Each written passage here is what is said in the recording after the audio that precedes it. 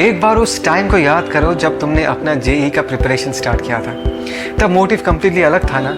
हम यही कोशिश कर रहे थे कि ज़्यादा से ज़्यादा चीज़ों को समझे, फील करें, राइट। उसके बाद एक कम्प्लीटली अलग फेज़ आया। हमारा कोर्स कंप्लीट हो चुका था, थोड़ा बहुत प्रैक्टिस भी हो चुका था और समय था लूप होल्स भरने का।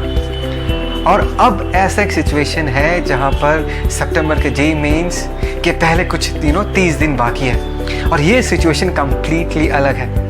देखो, इस सिचुएशन में मैं ये मान के चल रहा हूँ कि तुम्हारा एटलीस्ट 80 to 85% सिलेबस रिवाइज हो चुका है। तो सबसे इम्पॉर्टेंट क्वेश्चन ये आता है कि इस वक्त को, ये जो 30 दिन हमारे पास है, इसको हम बेस्ट यूटिलाइज कैसे करें।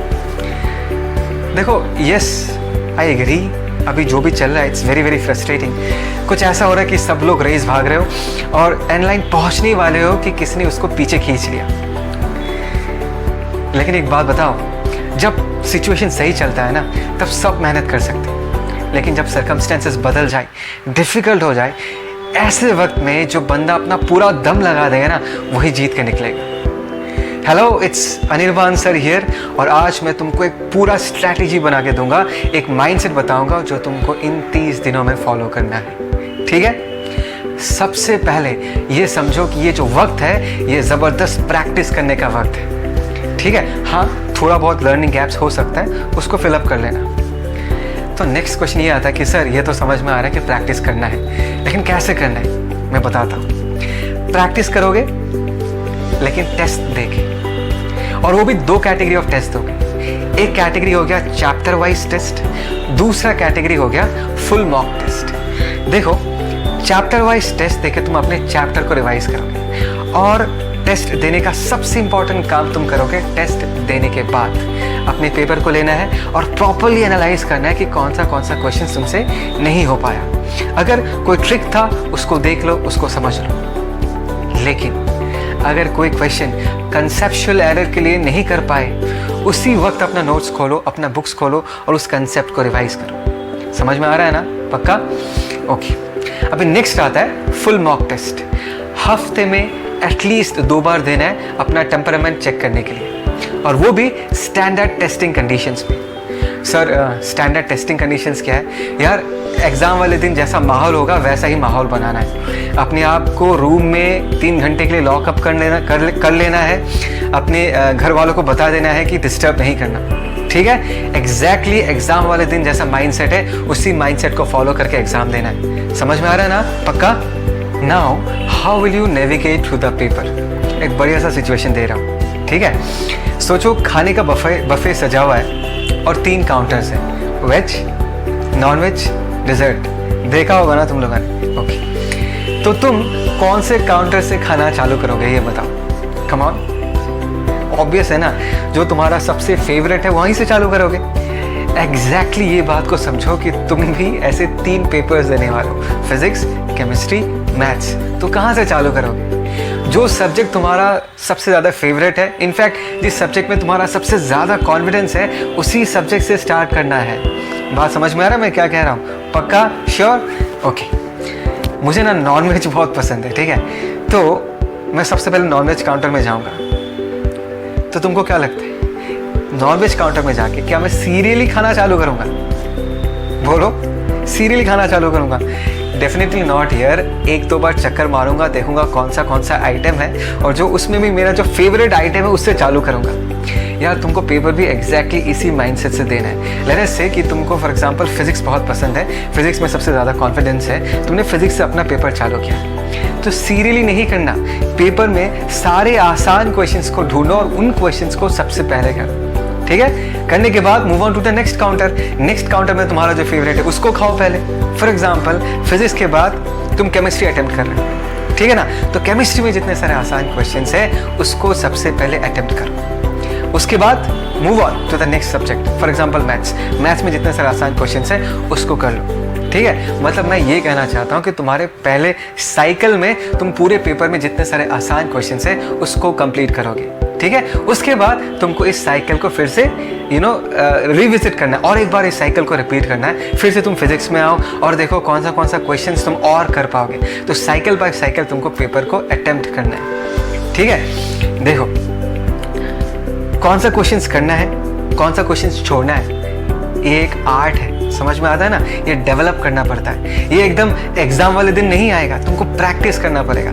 तो अब से जब भी तुम मॉक टेस्ट दोगे ना, फुल मॉक टेस्ट, इस स्ट्रैटेजी को प्लीज फॉलो करना। बात समझ में आ रहा है? इस स्ट्रैटेजी को डेफिनेटली फॉलो करना, ठीक है? पक्का?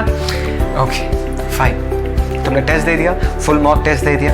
अभी ध्यान से सुनना, अभी फुल मॉक टेस्ट देने का तुम्हारा सबसे इंपॉर्टेंट पार्ट स्टार्ट होने वाला है, और वो है इंट्रोस्पेक्शन। अपने आप को पूछना और अपने आप को सही जवाब देना। सर आप क्या कह रहे हो, मैं समझा रहा हूँ, I am making you people understand. ध्यान से सुनो, एग्जाम देने के बाद सबसे पहले अपने आप को ये क्वेश्चन पूछोगे, क्या मैंने इस पेपर में सारे इजी क्वेश्चंस को अटेम्प्ट किया? क्या मेरा क्वेश्चन सिलेक्शन सही था?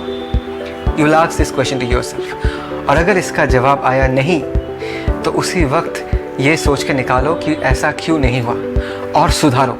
अभी वक्त है सुधारने का, एग्जाम हॉल में नहीं सुधार पाओगे।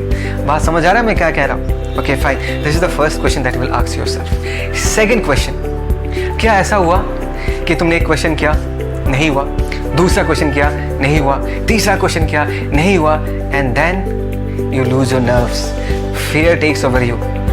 अगर ऐसा हुआ है, ट्रेन योरसेल्फ टू स्टे काम।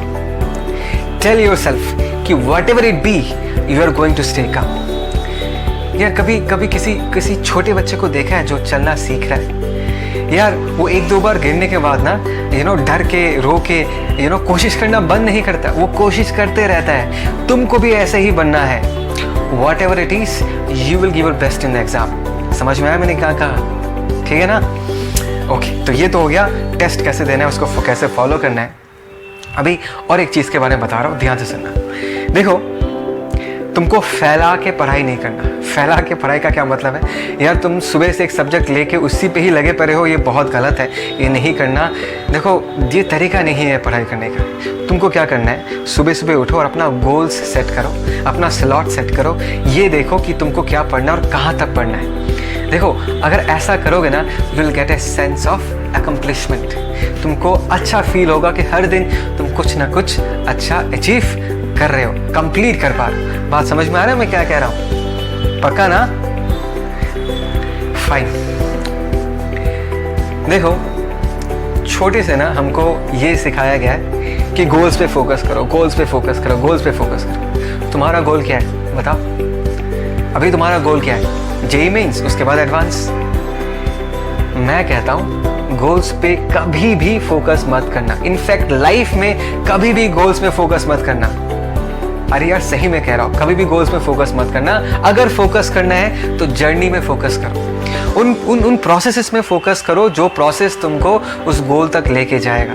अगर तुमको जेईई में अच्छा करना है तो आज पे फोकस करो। क्या तुमने आज के दिन अच्छे से पढ़ाई किया, पूरा जान लगा के पढ़ाई किया? क्या तुमने टेस्ट प्रॉपर स्ट्रैटेजी फॉलो करके दिया है, प्रॉपर माइंडसेट रख के दिया है, अपने आप को प्रॉपरली एनालाइज किया है टेस्ट देने के बाद? क्या तुमने अच्छे से आज खाना खाया? क्या तुमने रेस्ट लिया? क्या तुमने सारे दिन में एक पॉजिटिव माइंडसेट रखा? इन पे ध्यान दो यार। जिन चीज़ों में तुम्हारा कंट्रोल है उस पे फोकस करो, and rest everything will fall in place. Just enjoy the journey. ठीक है, बस इतना ही बोलना था। Thank you. I hope you've enjoyed this video, and please like, share and subscribe the channel, and just help me to reach more students like you. Fine, signing off. Have a nice day. Thank you.